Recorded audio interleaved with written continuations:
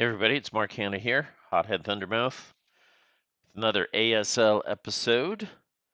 This time I wanted to highlight the Twilight of the Reich. And I have to tell you guys over at MMP, I've got it right here to prove ownership. Here we are, Twilight of the Reich. Quite a few smackers to get this delivered to England, all right. So I was a little bit not quite sure I needed this. To be honest with you guys, it seemed like a lot of money for something that's kind of a regurgitation. At least it appeared that way on the surface when I first bought this. Not when I bought it, but before I bought it. It was a pretty major production for MMP to come out with this. This wasn't a minor cost here. Here's the back of the box. I'm just having a quick look at it. So I was wondering why I needed this. Well, you need it. You should get it, and I highly recommend it, and I'm going to give you some reasons why. The first of 4 reasons are these 4 incredible reversible maps, the double wides, which can be used to configure a variety of city formations. And you've got, look at this. Yeah, center square design, a factory design. Looks like some sort of, looks like apartment areas or office buildings here. And then here's sort of a Central Park theme. It's well thought out. It really is. I have to congratulate who the designers were here. I do believe, if it's not mistaken, it's my old. Oh, already put the pages. There's some pages of the ASL rule book that are updated that I put in the ASL RB. As I recall, Sean Deller's name came up when I was looking at this. I met him once, played him once, a while back, over 10 years ago. I was just getting back into ASL after a 10-year absence, and he was impressed that I tried a bonsai charge with my Japanese, but nobody was impressed with the outcome of that. So I was quite rusty after a 10-year hiatus. So anyway, I'm really happy with this. Now, I'm going to say, aside from the fact that you get these 4 map boards, you do get some errata pages for the main ASL RB. I assume those have been or will be integrated into the online version of the rules as well pretty soon. I can only hope so. But because I tend to use those when I'm playing, as most of my games are on Vassal these days. So what else do we get? So you're paying a lot of money for, it's not a core module, but on the other hand, uh, it has the elements of a core module because it comes with a hugely amazing amount, and I know a lot of people aren't big fans of overlays, but it comes with all of these overlays here, quite a slew of them. Just a quick overview of some of these. I'm sure you've already seen some other unboxings, so I'm not going to go into too long of a video. Didn't watch video mode. I'm going to try to keep this short and sweet. But we got clusters of buildings, a huge, well, maybe 2 huge navigable memorial gardens where you could be fighting for inside the graveyards and mausoleums. Wow, that's quite impressive. There's 2 of these. Here's the other one. Also, you'll see on the bottom of that one some more railroads. So we got some railroad hexes. Here's a nice railroad yard. You got to admit, that's quite classic to fight over in ASL. It gives you the shivers up your spine, thinking of your troops running towards that huge train area that's probably a factory, so you got to fight across that. Exciting. Okay, big railroad yards here. Another factory complex here, a giant factory on this one. So a lot of railroad-oriented overlays. We did need more to make some more expansive overlays. Gentlemen, at MMP, what you also need to do is come up with an overlay or a board that has a realistic aircraft runway system on it. I don't know why you guys keep thinking that runways could only be 400 meters long. The average is at least a kilometer long. It's going to cost a whole board. That's why an overlay. Somebody suggested on one of my videos that an overlay be used. Uh, Apologists will say to me, well, Mark, those are airfields. They're not meant to be runways. Yes. Okay, but that still means that you need a runway next to the airfield that's missing. So we do need that. I hope that somebody comes up with that idea soon. All right, what else comes in this package? Well, I don't know why, but there's a lot of counters here, SS grade counters. Some of those silly 537s are on here. Not a big fan of those. I mentioned that in a previous video. I don't believe that it was necessary to add those.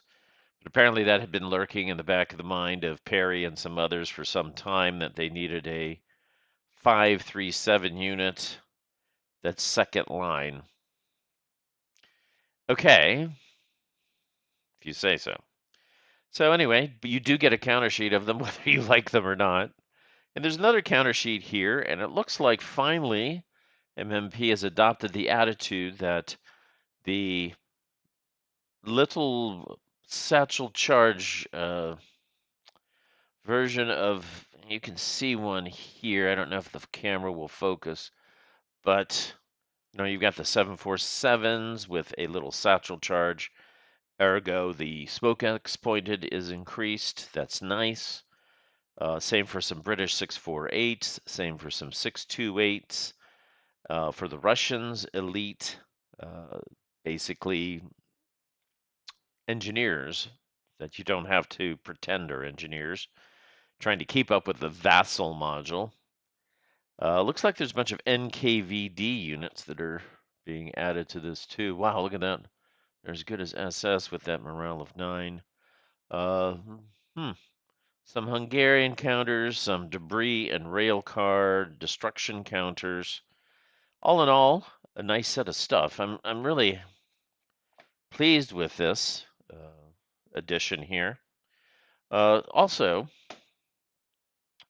and I would say always important is the quality and interest of the scenarios. Now, I think this, as Twilight of the Reich, this was when the Germans, well, Hitler in particular, decided to set up a lot of fortresses in big cities. Up in Courland, that was a fortified area. I don't think there were any really big cities there, but there was a lot of fighting on the way into the Reich on the western flank. You had Aachen, Fortress Aachen was a big battle. The West Wall was on that side. Um, and then you had the fights through Germany themselves on the Soviet side. And we all know Festung Budapest and things like that exist. So I'm not so sure. Personally, I get excited about these closed in city fights. However, uh, they can't be ignored. I mean, it's part of the fighting. So here are quite a few scenarios. How many are in here? Let's see what it says on the back here. 17 scenarios. Yes, 17 scenarios. And I've got a stack of them right here. Nice card stock. MMP, I'll just show a little bit of one here. I'm not going to go through and show you each one, but you can see some interesting elements here. Now, for whatever reason, MMP is still not giving us colorized counters like many of the third-party publishers do.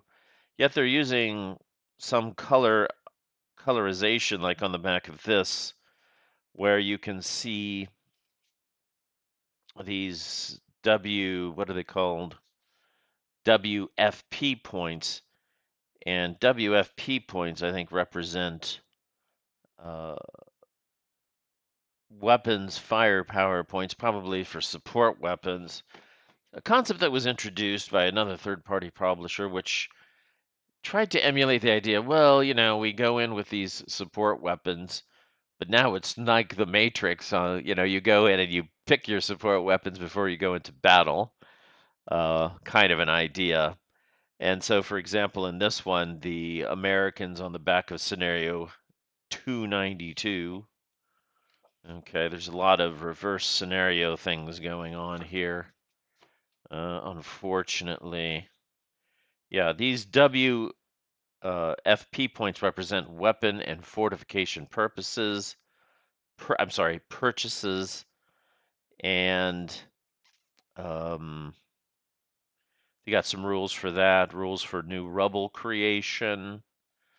It's interesting. So let me try to find this particular scenario. The 4 stars of valor. 294. Of course, it's going to take me forever to find it now. Maybe it's on the back of this. No. No, no, no. All right, let's find 290. Okay, good. We'll use 294. Scenario 294, no man, no problem. And on the front cover, you have, it looks like a Russians versus Germans scenario here.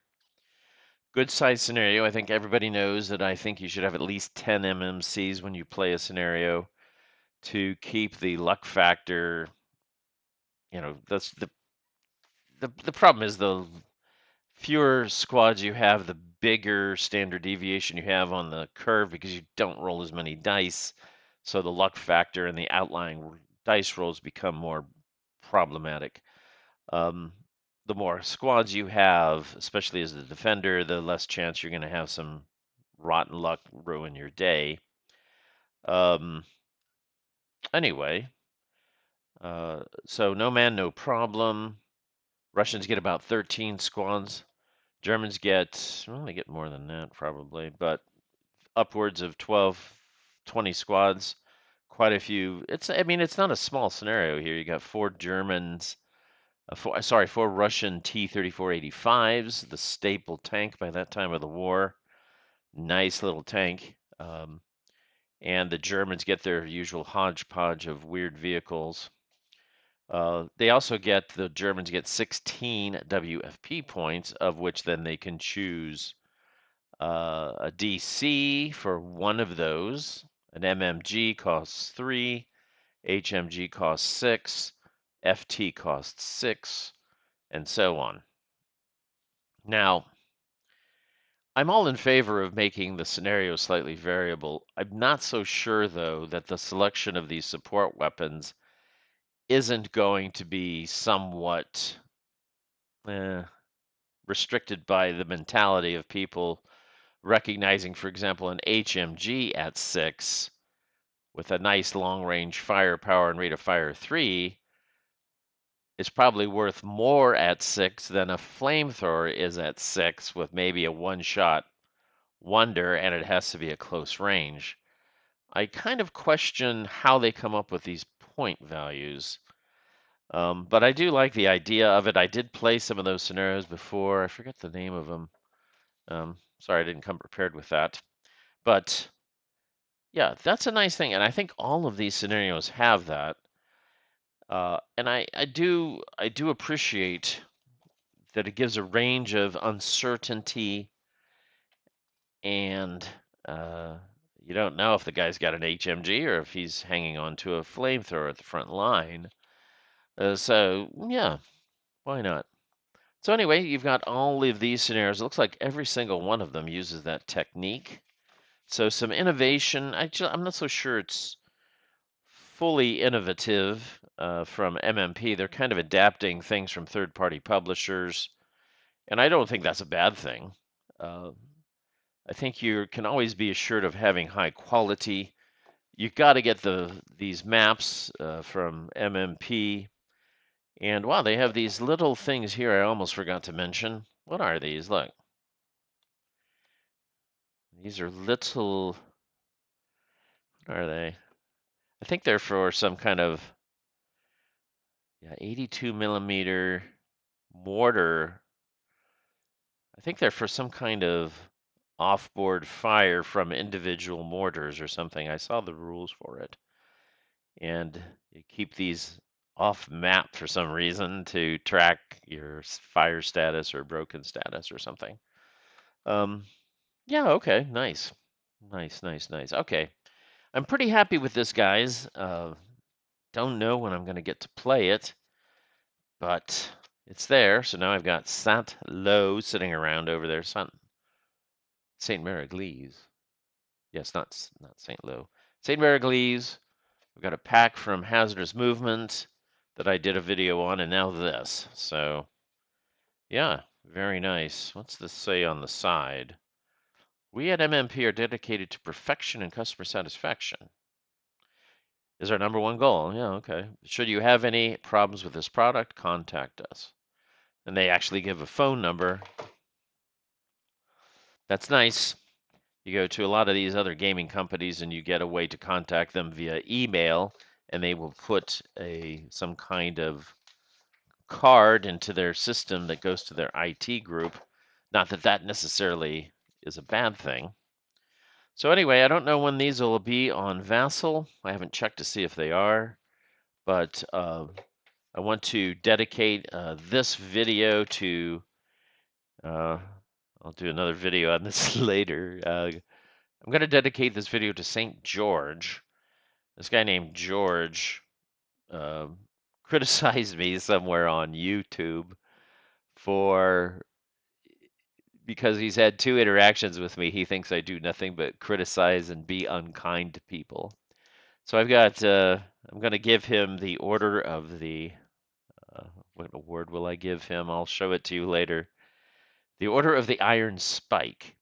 So he will be the first honorary member of it, St. George. And I've got news for George here. Just because I tell the truth about something doesn't mean that it's mean. It doesn't mean that it's not nice. So that's one thing you better remember about life.